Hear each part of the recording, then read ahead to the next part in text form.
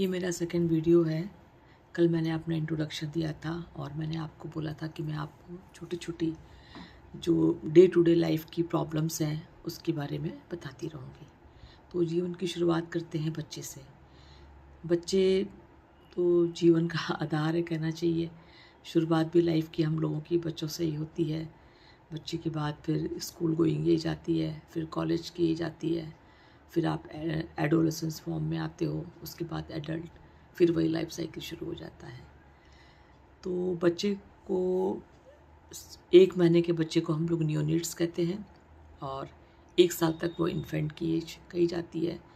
और अगर 1 साल तक बच्चा बिना किसी बीमारी के या बहुत अच्छे से अपनी ग्रोथ कर लेता है तो बच्चे का फर्स्ट बर्थडे बहुत अच्छी तरह से मनाया जाता है, क्योंकि कुछ कुछ प्रॉब्लम्स यंग 1 साल की एज में बहुत कॉमन होती है।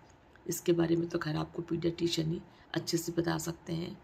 हमारा जो गायनेकोलॉजिस्ट वाला जो टाइम है वो शुरू होता है एडोलेसेंस टाइम से, कि जब आप में कुछ बॉडी में चेंजेस आते हैं फीमेल की और आप एडोलेसेंस यानी कि यंग एज की तरफ बढ़ने लगते हैं। यंग एडोलेसेंस एज बहुत नाजुक टाइम होता है। उस समय बच्चे ना आपको बच्चे में गिनते हैं और ना आप बड़े में होते हो। वो एक तरह से कहा जाए आपकी पूरी लाइफ का एक बहुत ही सुनहरा मौका कह लीजिए या अच्छी यादें कह लीजिए या एक अच्छा मोड़ कह लीजिए। इस समय बच्चों को भावनात्मक रूप से अपने पेरेंट्स की बहुत ज़रूरत होती है और यही वो टाइम मुझे लगता है कि ऐसा होता है जब आप अपने अंदर से और बाहर से दोनों तरफ से मजबूत बनते हो। फिर क्योंकि कॉलेज में उसके बाद फिर आप कोई ना कोई कंपटीशन बीट करते हो, फिर आप अपना कॉलेज लाइफ शुरू हो जाती है। कुछ लोग तो आगे कंटिन्यूएशन में बीएससी एमएससी करके चले आते हैं, कुछ प्रोफेशनल कॉलेज ज्वाइन कर लेते हैं, फिर वहाँ से उनकी लाइफ पूरी चेंज हो जाती है। तो ये तो पूरा आपका लाइफ साइकिल हो गया।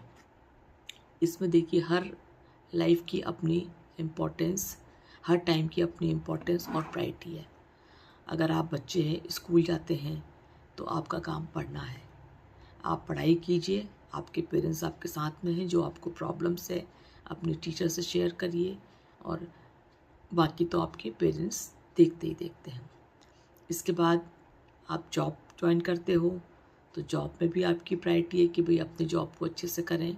उसके लिए आपको रूटीन लाइफ का टाइम फिक्स करना होगा अपने टाइम का, और अगर आपकी दिनचर्या फिक्स पूरी अच्छी तरह से मैनेज होती है तो आपको कोई दिक्कत नहीं होती है। तो और ज़्यादातर लोगों का लाइफ पैटर्न ही अपनी जॉब के हिसाब से चेंज हो जाता है। कुछ लोग बच्चे आजकल रात में ड्यूटी करते हैं तो वो दिन में सोते हैं। अब क्या करें, बच्चों ने पढ़ी इस तरह का चीज़ें लिया है तो उनको तो ड्यूटी हिसाब से करनी है। लेकिन ये कि अपने को आपको मेंटली तैयार भी करना, आप किस तरह का जॉब करना चाहते हो उसके अकॉर्डिंग आपकी ड्यूटीज़ कैसी होंगी। लाइक जैसे अगर आपको डॉक्टर बनना है तो आपको मेंटली तैयार रहिए कि आपकी नाइट ड्यूटी भी लग सकती है, आपको अचानक से कभी कॉल भी किया जा सकता है। तो अगर आप बच्चा इस तरह से तैयार होता है कि भाई हम तो ये जॉब करते हैं, हमारी को ये ड्यूटी करनी पड़ी, तो मुझे लगता है उसके घर वाले भी तैयार हो जाते हैं। अब रूटीन के आप लोगों को बोल दीजिए कि आपको आज नाइट ड्यूटी करनी है तो आप कभी तैयार नहीं होगे। लेकिन अगर आप डॉक्टर वाले बच्चे को बोलोगे कि तुम्हारी आज नाइट ड्यूटी लगा दी तो वो मेंटली तैयार रहता है। उसको पता है कि भाई मेरी ड्यूटी तो 24 आवर्स की हैं या शिफ्ट ड्यूटीज़ हैं, तो मुझे उस हिसाब से तैयार करना है। तो मुझे लगता है बच्चों को जब जॉब प्लान करना होता है तो उस हिसाब से उनको तैयार कर लेना चाहिए कि भाई मेरे को ये ड्यूटी करनी पड़ सकती है। अब कुछ बच्चे इतना पढ़ लिख लेते हैं उनके लिए यहाँ जॉब ही नहीं है। जैसे मेरा बेटा शुरुआत में कहता था कि ये तो लखनऊ बेकार है, बाद में थोड़ा बड़ा कहता है यूपी बेकार है, बाद में थोड़ा और बड़ा हुआ कहने लगा इंडिया बेकार है। ठीक है, यहाँ पे जॉब है लेकिन बाहर चीज़ों की अपॉर्चुनिटी अच्छी है, ये उनका डिसीज़न है कि वो बाहर जाएं या यहाँ जॉब करें।